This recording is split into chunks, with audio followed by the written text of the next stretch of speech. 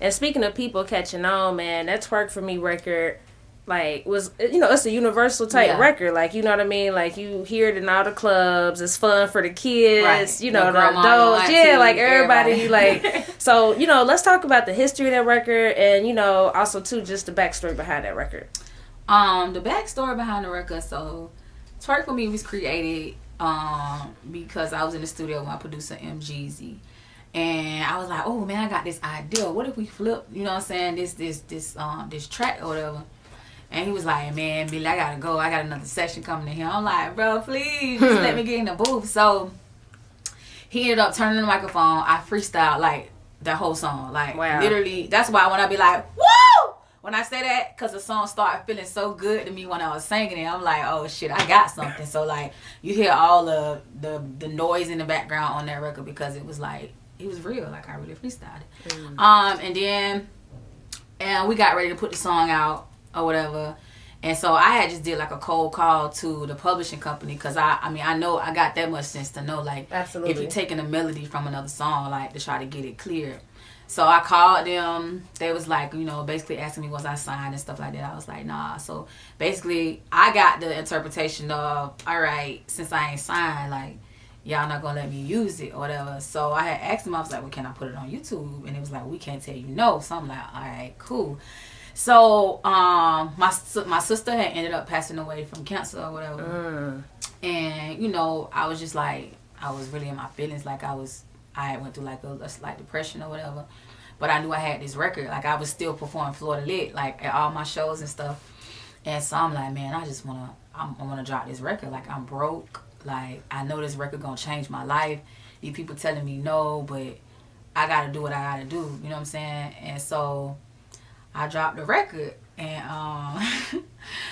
somebody was like asking me to do a challenge for it, like that'll help, the song go viral or whatever. And I was like, man, I ain't got no money. Like, what? Do a challenge? I need the money. I need the money. So my manager at the time, he was like, hey, like, he's my brother.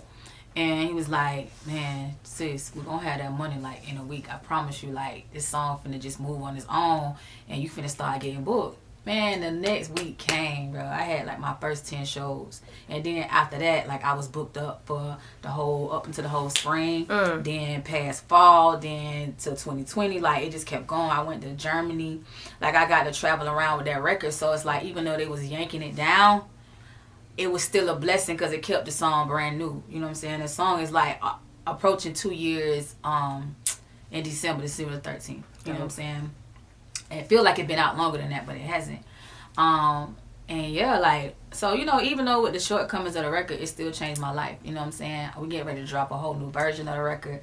So now we can finally be able to rightfully, you know what I'm saying, start seeing the bigger benefits of, the grind. But I'm thankful for that record, you know what I'm saying? Even though the people hate my guts, it's all love. I just feel like the conversation about twerking is like the breakdown because they don't understand our culture. They don't understand twerking. They don't understand what it comes from. It's actually from Africa, an African dance called my Puka. And, if you do your research, you'll see that. So I just think that's really what it is. But it's bigger than me at this point. Like, let the people have it. For sure. You feel me? So I'm just glad I was able to, like, God answered my prayers, first of all, because I was like, Lord, if you make this song go viral, I'm gonna tell the whole world about you. And then I had did a song called Twerk for Jesus, and people had got mad, and I was like, honey, I said twerk for me. Now I'm talking about Jesus right now. I said twerk for Jesus. So why did you get mad? Because that's where all my blessings come from, and he's my biggest tipper. I'm just telling my testimony. I don't know about y'all's, but I had to put that record out no matter what people said because that was a promise, you know what I'm saying? Because God had blessed my record to, like, go crazy and go viral. So yeah. That's real. What did that situation teach you, though, just about your career and just the music industry as a whole? Well, first of all, it taught me that as an independent, how much money you can make without a label. Because, like, I had a situation before, and I've never had as much success as I've had being independent.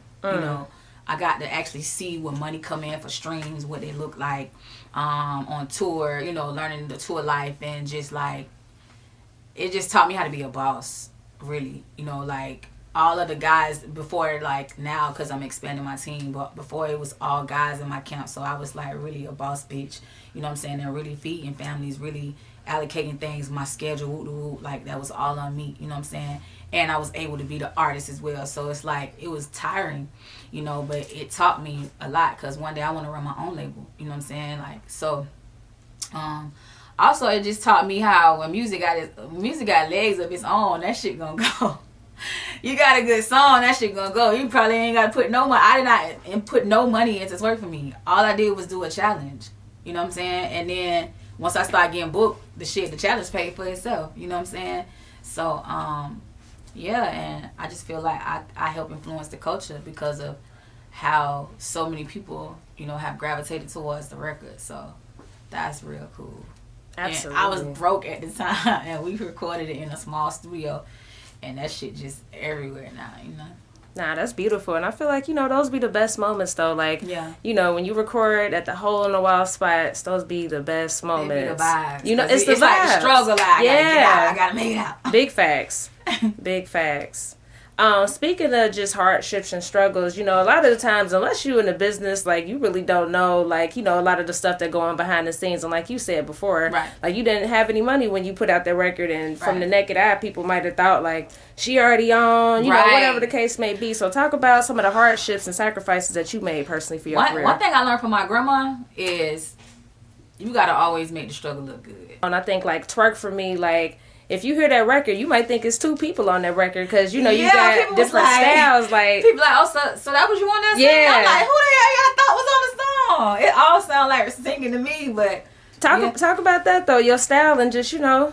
Yeah, so like I feel like my style is like, I feel like I'm a female Drake. Okay. You know, because I'll never miss when I drop the bops. Mm-hmm. Back to back to back, consistency.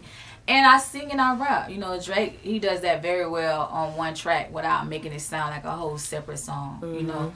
So it just be like Kamillion featuring Millie, you know what I'm saying, on one song. But yeah, I rap and I sing, so I have to show people that so they accept that from me. The Progress Report.